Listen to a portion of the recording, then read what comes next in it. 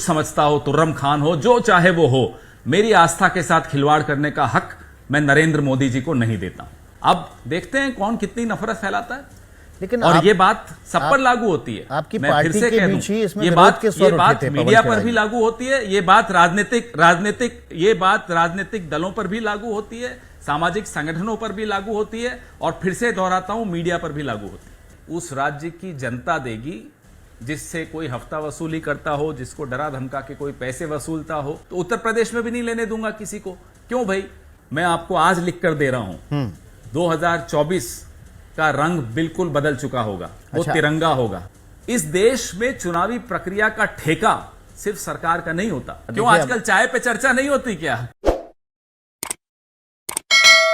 पूरा इलेक्शन आपने देखा और इलेक्शन के रिजल्ट्स के बाद भी वो तस्वीरें सामने आई। हमने देखा कि बजरंग बली पर बीजेपी ने सिलेक्शन को ले जाने की कोशिश की। उसके बाद वहाँ पर भजन कीर्तन हनुमान चालीसा का पाठ हुआ और जिस दिन नतीजे आए उस दिन सबसे ज़्यादा बजरंग बली कांग्रेस मुख्यालय में कांग्रेस नेताओं के आसपास मिले।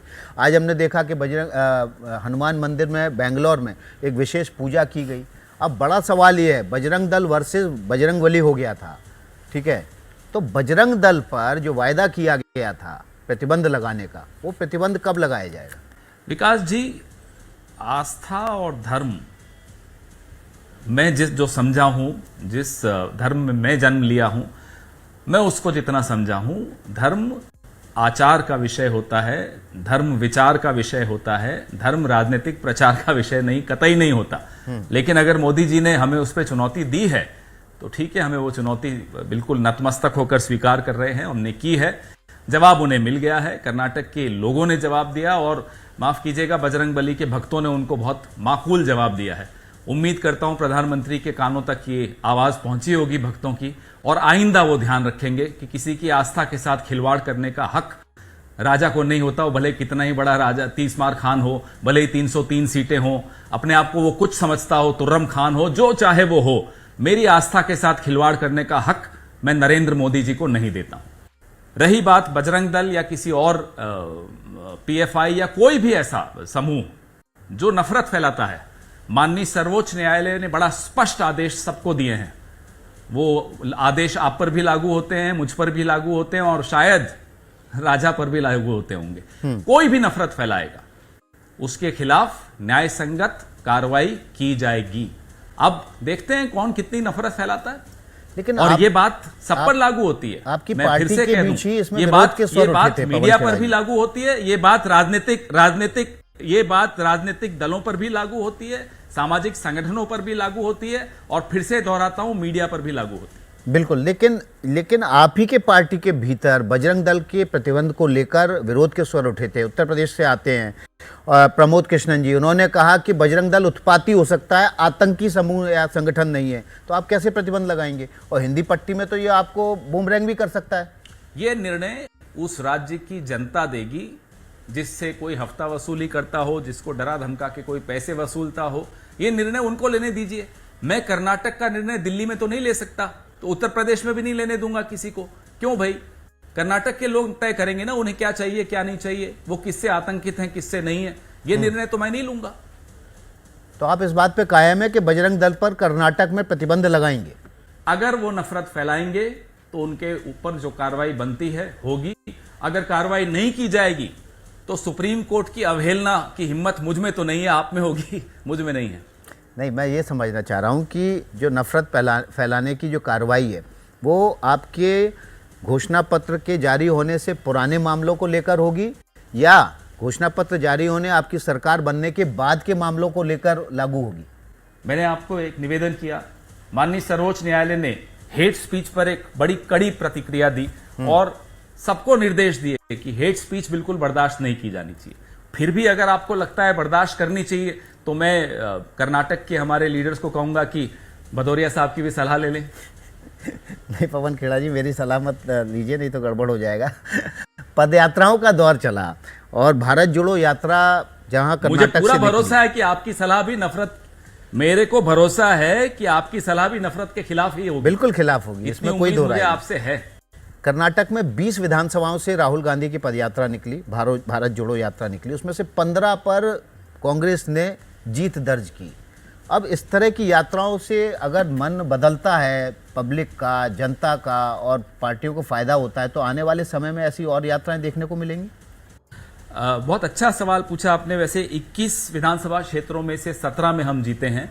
भारतीय जनता पार्टी इन 21 में शून्य पे रही है, और किसी और वक्त पे मैं आपके साथ बैठूंगा तो इस पर भी चर्चा करेंगे कि मोदी जी ने कितनी रैलीज की और स्ट्राइक रेट क्या रहा, क्योंकि अक्सर हर चुनाव के बाद आप लोग स्ट्राइक रेट की चर्चा करते हैं कि राहुल जी यहां गए तो हारे या जीते। उसी स्ट्राइक चलिए रेट तो की एक मैंने दिन इस बात पर भी की ना चर्चा अभी। करें आपने कि उसको मोदी और जी करेक्ट कहां किया गए 21 में से और 17। वहां क्या नतीजा निकला। नहीं, वो भी करेंगे, बिल्कुल बिल्कुल बिल्कुल उस पर भी करेंगे। मैं आपसे सिर्फ ये बात वादा ले रहा हूं कि एक दिन उस पर भी बैठेंगे।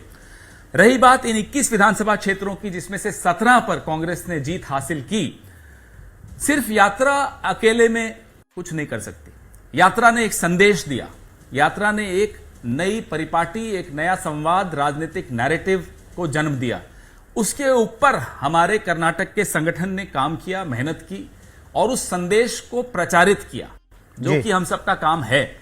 बाकी राज्य भी अगर उसी तरीके से, उसी मुस्तैदी से राहुल गांधी की भारत जोड़ो यात्रा के संदेश को प्रचारित करेंगे और उतनी ही निष्ठा से करेंगे जितना कि कर्नाटक वालों ने किया, मैं आपको आज लिख कर दे रहा हूं 2024 का रंग बिल्कुल बदल चुका होगा। वो तिरंगा होगा। क्या बात है। अच्छा, एक आखिरी सवाल आपसे लूंगा मैं। ईवीएम पे हर बार परिणाम के बाद चर्चा होती थी, इस बार ईवीएम की चर्चा आखिर क्यों? अभी तो बहुत बार मिलेंगे हम। भदौरिया जी, ये बड़ा अच्छा सवाल आपने पूछा मुझसे। कल मैं सोशल मीडिया पे भी देख रहा था, काफी साथी पूछ रहे थे, क्यों साहब अब क्या लोकतंत्र पे विश्वास हो गया या ईवीएम पे विश्वास हो गया? मैं खुश हूं कि आपने ये सवाल मुझसे आज पूछा। जो मुझसे ये पूछते हैं या कांग्रेस से ये पूछते हैं कि अब क्या राहुल गांधी बाहर जाकर कहेंगे तो नहीं कि लोकतंत्र खतरे में है? माफ कीजिएगा, क्या चाहते हैं ये लोग कि लोकतंत्र जब पूरी तरह से मर जाए तब हम अपनी आवाज उठाएं? लोकतंत्र मर न जाए इसलिए सही वक्त पे आवाज उठानी आवश्यक है, जो उठाई गई। रही बात ईवीएम्स की, भदौरिया साहब, इस देश में चुनावी प्रक्रिया का ठेका सिर्फ सरकार का नहीं होता, विपक्ष का भी होता है, मीडिया का भी होता है, जुडिशरी का भी होता है, चुनाव आयोग का भी होता है, सिविल सोसाइटी का भी होता है, और विशेष तौर पे आप जैसे मित्रों का जरूर होता है, जो काफी लोगों का ओपिनियन इन्फ्लुएंस करते हैं। एक भी व्यक्ति को, एक भी वोटर को अगर संशय है चुनावी प्रक्रिया पर, माफ कीजिएगा, मेरा भी फर्ज है, आपका भी फर्ज है, सरकार का तो फर्ज है तो है ही, कि वो संशय दूर किया जाए। ठीक है, बहुत आपको बहुत याद शुक्रिया होगा भदौरिया जी, आपका आपने आज से 10 साल पहले, आज से 10 साल पहले, 10 साल पहले जी, भारतीय जनता पार्टी के एक नेता जीवीएल नरसिम्हा ने किताब लिखी थी ईवीएम्स के खिलाफ। विमोचन शायद अडवाणी जी ने किया था, ईवीएम के खिलाफ थे। उस समय अडवाणी जी भी खिलाफ किताब विड्रॉ करते हैं क्या मार्केट से?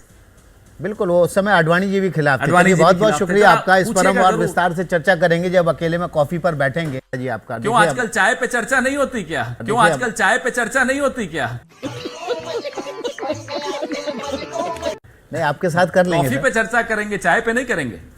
चाय पे कर लेंगे, ग्रीन टी पर भी कर लेंगे। खत्म। प्रभु के सबसे बड़े भक्त माने गए हैं महावीर यानी हनुमान जी, और बजरंग बली से बड़ा भक्त हनुमान जी का कोई नहीं।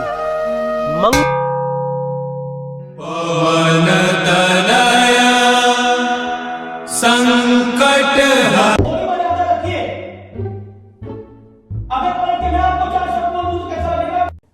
अब बताइए मैं क्या करूंगा?